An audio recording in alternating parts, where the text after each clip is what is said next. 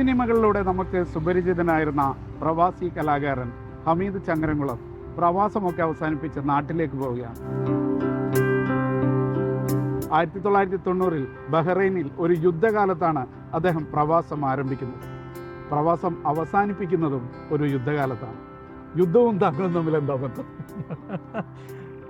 യഥാർത്ഥത്തിൽ യുദ്ധം വെറുക്കുന്ന ഒരാളാണ് ഞാൻ. പക്ഷേ തുടങ്ങിയതും അവസാനിപ്പിക്കുന്നതും യുദ്ധകാലത്തായപ്പോൾ വളരെ യാദൃശ്ചികമാണ്. ആളുകളുടെ വഴക്കുണ്ടാക്കുക അല്ലെങ്കിൽ ആളുകളായിട്ട് ഹാർഷായിട്ട് സംസാരിക്കുക, ഇതൊക്കെ വളരെ വേദന ഉണ്ടാക്കുന്ന ഒരു കൂട്ടത്തിൽപ്പെട്ടതാണ്. അപ്പോൾ യുദ്ധം പിന്നെ പറയേണ്ടതില്ലല്ലോ. അങ്ങനെ ഒരു ബന്ധമേ ഇല്ല. യുദ്ധത്തിന് വെറുക്കുന്ന ഒരാളെന്ന നിലയിൽ ഇത് വളരെ വേദനാജനകമാണ് അത്ര അവസരത്തിൽ പോകുന്നത്. സദ്ദാം ഹുസൈൻ കുവൈത്ത് ആക്രമിച്ച ആദ്യ ഗൾഫ് യുദ്ധകാലത്ത് 1990 ഓഗസ്റ്റിലാണ് ഹമീദ് ബഹ്റൈനിലെത്തുന്നത്. ഇപ്പോൾ തിരിച്ചു പോകുന്നത് മറ്റൊരു ഗൾഫ് യുദ്ധകാലത്താണ് എന്നത് യാദൃശ്ചികം മാത്രമാണെന്നാണ് സമാധാന പ്രേമിയായ ഈ കലാകാരൻ പറയുന്നത്. ബഹ്റൈനിലെത്തി ജോലി അന്വേഷിക്കുമ്പോഴാണ് പഠനത്തിന് ശേഷം 2 വർഷത്തെ പ്രവൃത്തി പരിചയമുള്ളവർക്ക് മാത്രമേ ഫാർമസിസ്റ്റായി ജോലി ചെയ്യാൻ കഴിയൂ എന്നറിയുന്നത്.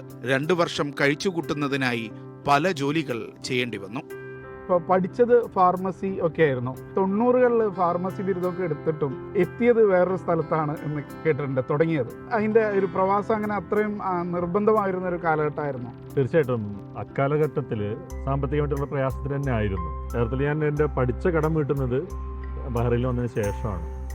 ഒരു പ്രശ്നമുള്ളത്, ഫാർമസിയിൽ സാധാരണ 2 വർഷത്തെ എക്സ്പീരിയൻസ് വേണ്ടതുണ്ട്, എങ്കിലേ ഫാർമസി ലൈസൻസ് കിട്ടുള്ളൂ. ഇവിടെ ആയാലും ബഹ്റൈനിൽ ഇപ്പോഴും ആ നിയമമുണ്ട്. അപ്പോൾ അന്ന് ലൈസൻസ് കിട്ടുന്ന ആ കാലയളവിൽ ഞാൻ മറ്റു പല ജോലികളും ചെയ്തിട്ടുണ്ട്, ലേബർ ജോലി അടക്കം ചെയ്തിട്ടുണ്ട്. അപ്പോൾ ആ 2 വർഷം പൂർത്തിയതിന് ശേഷം ഫാർമസിയിൽ ജോലി കിട്ടുകയും പിന്നെ മെച്ചപ്പെട്ട ജീവിതത്തിലേക്ക് വരികയാണ് ചെയ്തത്.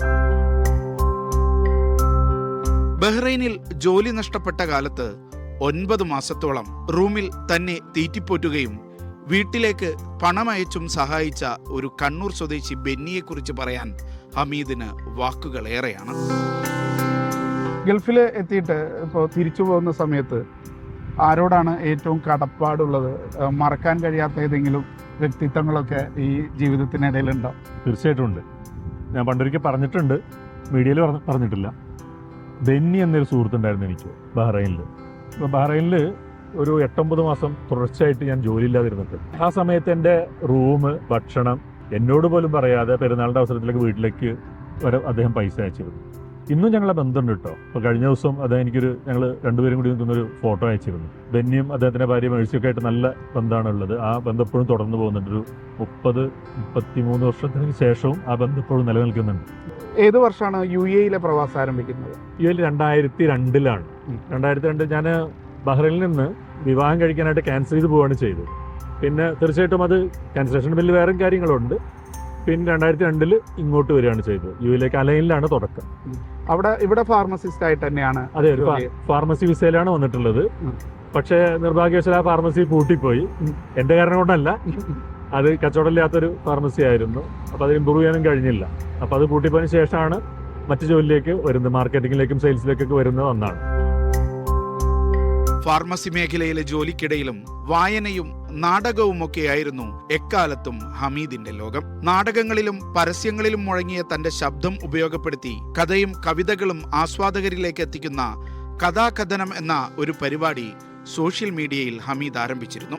ശ്രവണസുന്ദരമായ ശബ്ദത്തിൽ കഥയും കവിതയും കേൾക്കാൻ നിരവധി ശ്രോതാക്കളുണ്ടായി. 100 എപ്പിസോഡിലേറെ കഥാകഥനം മുന്നോട്ട് പോയിരുന്നു. ഫാർമസിസ്റ്റ് ആയിരുന്നെങ്കിലും ഈ അഭിനേതാവ് എന്നുള്ള നിലയിലാണ് നമ്മളെല്ലാവരും താങ്കളെ അറിയുന്നത്. ഈ ഹോം സിനിമയിലേക്കുള്ള വരവ് എങ്ങനെയായിരുന്നു? അതും വളരെ യാദൃശ്ചികമാണ്.